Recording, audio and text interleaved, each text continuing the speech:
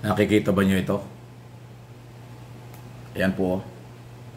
2.037 billion proposed budget ng Office of the Vice President. Okay? Laki, di ba? Ito ho yung budget for 2025. Ang gusto po o ni-request ng Office of the Vice President under Sara Duterte, 2 billion 37 million. Kaya 2.037 for 2025. Billion ito pinag-uusapan na. Okay? Ngayon, yan po yung inirekomenda. Yan po yung proposal. Pero inirekomenda ng budget ng Office of the President, binawasan po ito ng 8.05%. Sa kasalukuyan pong proposed budget na isinumiti ng Malacanang, ang binibigay ng Malacanang o inaproba ng budget para sa Office of the Vice President, 1.885 billion. Ayan, no? So, binawasan pero malaki pa rin. Okay? Ayan. Ganito po kasi yan. Lahat ng departamento mula Presidente, Office of the Vice President, lahat-lahat yan, yan na may kanya-kanyang proposed budget. Isusumiti sa Malacanang, then ang Malacanang pa rin ang mag-a-approve kung magkaano naman ang kabuang budget na kailang i-rekomenda for approval ng Kongreso at Senado. Taas ng hingupit ko, ano? Bagong gupit ko tayo ngayon, kaysa na po kayo. Okay? Nainit kasi. So, mula sa 2.037 na original na gusto ni Sara Duterte, Office of the Vice President, ginawa ng Malacanang 1.885 billion. So, more or less, 2 billion pa rin, ang laki pa rin. Subject for approval. Okay? At ito yon. Dito kayo magugulat. Saan ba gagamitin itong perang ito? Ito palang perang ito ay gagamitin daw sa mga kawang-gawa ng Office of the Vice President na ang beneficiaries or matutulungan 1,139,244 lang. Ang liit, ano? 1.15 million tayo, di ba? 115 million tayo. Tapos ang matutulungan ng Office of the Vice President, 1.1 million lang. Wow, ang liit ah. Yun, nakakagulat. At ito pala yun, Office of the Vice President, flagship program. Ito pala yung pagkakagastusan ng pera niya. Burial assistance, libreng sakay, medical, ayun, meron siyang pa-medical, libreng palibing, libreng sakay. Sandali, hindi ba redundant na ito? Eh di ba yung tungkol sa medical, trabaho na yan ng Department of Health, PCSO at PhilHealth, ng mga ibang government hospital para sa medical mission, di ba? Yung pagpapalibing, trabaho na rin ito ng mga local government unit, yung mga mayor, at saka DSWD. Libreng sakay, trabaho na ito ng Department of Transportation. Pero iyan pala yung pagkakagastusan ng Office of the Vice President. Kaya nahingi siya ng 2.037 billion. Pero hindi inaproba ng Malacanang at ang ginawa ng Malacanang 1.885 billion na lang. Nabawasan. Pero malaki pa rin. Kasi ito nga yung sinasabi niya, ayan, no? Linaw-linaw, 1.3. Kita nyo? Ayan, no? Nasa baba. 1,139,244 lang ang mabibigyan ng beneficiary. Beneficiary so ito. Ang liit. Eh, 110 million. 115 million pala ang Pilipino, inuulit ko.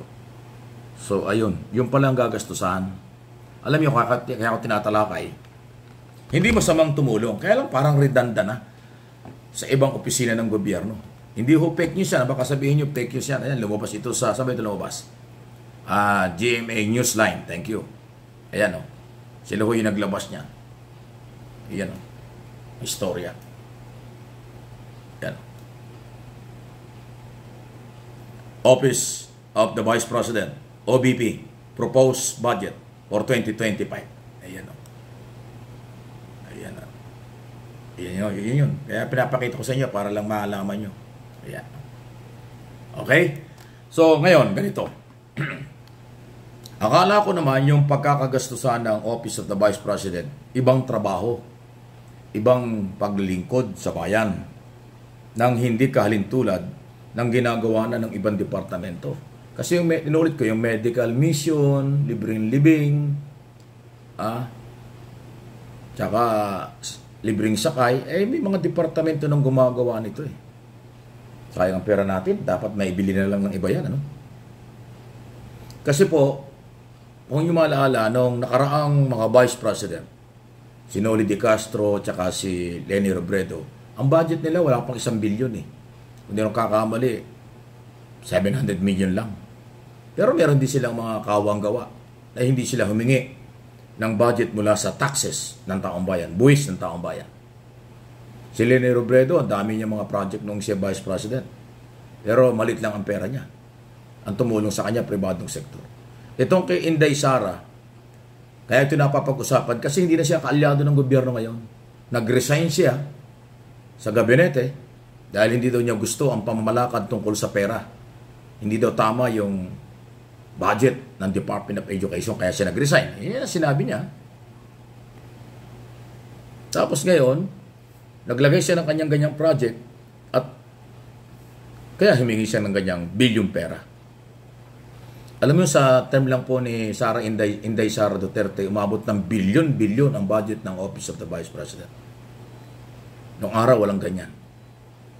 Ngayon, dinagdagan niya at para magkaroon siya ng public service program. Pero ano ba ito? Hindi ba pang politika lang yan?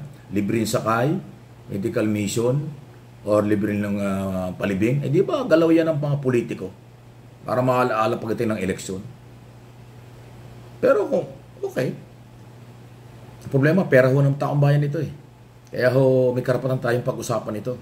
Yung mga DDS na galit pag pinag-uusapan yung budget ng Office of the Vice President, bahala kayo sa buhay nyo.